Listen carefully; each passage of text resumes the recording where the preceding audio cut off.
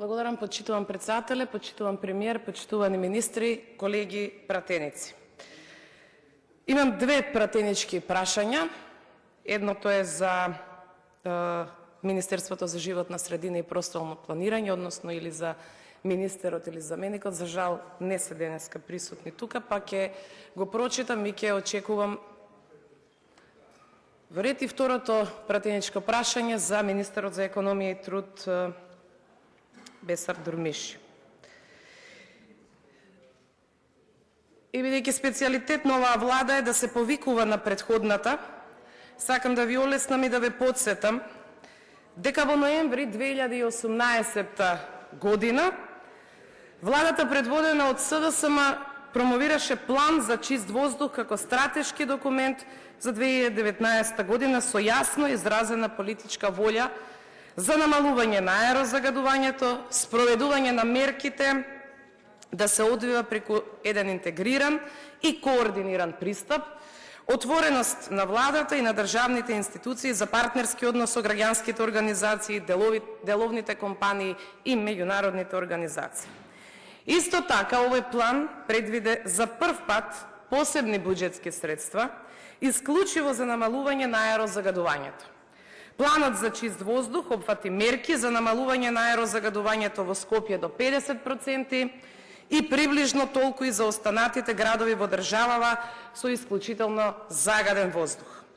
Овој план за чист воздух во својот извештај во 2019 го нотираше и Европската комисија, поздравувајќи го конечно донесувањето на таков документ. Тогаш амбасадата на Шведска во Босна и Херцеговина ги повика властите во Сарајево да го видат планот за чист воздух што е донесен во Македонија. Дали го виделе, не знам, повеќе ме засега дали нашата актуелна влада го видела. Да, потребни се години за да се намали аерозагадувањето, но токму овој план беше темелот на сето тоа. И за да се остави впечаток дека е проширено и надградено, оваа влада меѓу приоритетните програмски определби во областа на заштитата на животната средина наведува и план за обезбедување на чист воздух за сите. На хартија со леснотија се напишани уште неколку приоритети. Заштитата на животната средина е начин како да ја заштитиме иднината на Македонија. Еколошките предизвици со кои се соочуваме како држава не поврзуваат со реалните предизвици на секаде во светот. Нашата визија е да создадеме услови за индустријата да создава еколошки производи со мал отпечаток на загадување и со зголемена додадена вредност. Понатаму, исто во програмата за работа на владата, ќе се формира фонд за животна средина, кој ќе поддржува посебни програми за поддршка на стартап компании и иновации кои ќе работат на проекти за помало загадување, намалување на последиците од загадувањето или решенија без загадување на животната средина. Владата ќе воспостави механизми за формирање на централно инспекцијско тело со ингеренции на сите нивоа надлежно за справување со загадување на животната средина и со отпадот. Но реалноста ја отапе острицата и на лесно напишаните зборови. Дебатирајќи за буџетите за 2025 и 2026 година, како и за ребалансите, секад имаме кратење на средства токму за овој специфичен ресор и ова ресорно министерство. Во ребалансот на буџетот за 2025 година, заштитата на животната средина како функција на државата има евидентно намалување на буџетските средства за 13,4% во износ од 868 милиони денари помалку, сведувајќи се од 6,4 милиарди на околу 5,6 милиарди денари за фискална година. Најголемата промена е токму во ставката намалување на загадувањето, каде што првично планираните 3,2 милиарди денари се сведуваат на 2,6 милиарди денари, што представува околу 20% намален буџет, а во однос на претходната година истиот е планирано да се намали за 48,2, тоа се скоро 50%. Исто така во структурата на буџетот за 2026 имаме намалување од 14,1% или во износ 727 милиони денари помалку од ребалансот за 2025 или 1,2 милиарди денари споредено со буџетот за 2025 година помалку. Несвојствено е да се крата средства за области кои се рак рана на општеството, како ќе се справиме со загадувањето, кој ќе биде третманот на отпадни води, како ќе ја заштитиме природата, како квалитет на воздух ќе имаме, како ќе се зајакне надзорната функција на Државниот инспекторат на труд и како ќе се унапредува животната средина. Не се доволни само препораките за ослободување од работни обврски на ризични групи и сите полека влегуваме во таа група, справувајќи се со последиците, но не со причините. Моето прашање до вас е кои конкретни мерки ги превземате како влада, односно како ресорно министерство, во борбата против аерозагадувањето, имајќи го во предвид фактот дека од година во година со секој буџет и ребаланс на буџет ги намалувате средствата за справување со овој огромен проблем.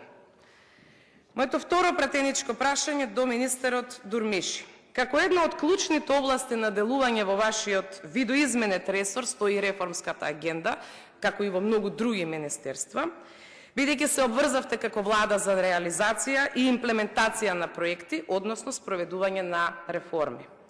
Да ја подсетиме јавноста дека кај вас е најголемата одговорност за неуспешно менаџирање со ценовни шокови, кошнички без ефект, економско-социјален совет без одлуки и без заклучоци.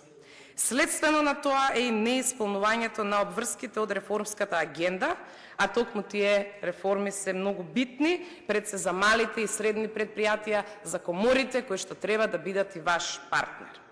Да направиме една хронологија. До јуни оваа година имавте обврска за 3 реформи кои што се однесуваат за подобрување на деловната клима во износ од 11,132 милиони евра. Проект број 1 с големен број на инспекции на Државен инспекторат за труд за 20% и на пазарниот инспекторат за 15% во однос на просекот од периодот 2020-2023. Инспекциите се вршат врз начело на секторски ризик, кој се фокусира на градежништвото, туризмот и земјоделството и за ова се предвидени 2,1 милион евра. Рок за реализација јуни 2025. Проект 2 врз основа на претходно мапирање на 377 давачки и препораки од поврзан проект за техничка помош финансиран од Европската Унија, оптимизирани се 28 парафискални давачки, обврска исто до јуни ова да се заврши во износ од 4,2 милиони евра. За соодветно реално спроведување на оваа реформска активност во периодот од 2024 до 2025 имавте обврска за следниве чекори: финализирање и донесување на предложениот список на оптимизација на парафискални давачки и други задолжителни неданочни плаќања, рационализација на 28 парафискални давачки, утврдување на методологијата и така натаму и така натаму. Проект број 3 олеснување на пристап до заеми за мали и средни предпријатија со измена на релевантно законодавство за да се овозможи користење нематеријални средства како колатерал или гаранција при кредитирањето на малите и средни предпријатија, исто обврска до јуни 2025, сега сме 24 декември 2025. Износот на овој проект е 4,2 милиони евра. Оваа промена и сите овие промени наведени тука ќе го олеснат пристапот и на микро, и на мали, и на средни предпријатија, бидејќи во фокусот на програмата за работа на владата беа токму тие. На веб страницата на вашето министерство нема информација до каде е реализацијата на овие реформи, или ако одите на пребарување излегува нема пронајдени резултати.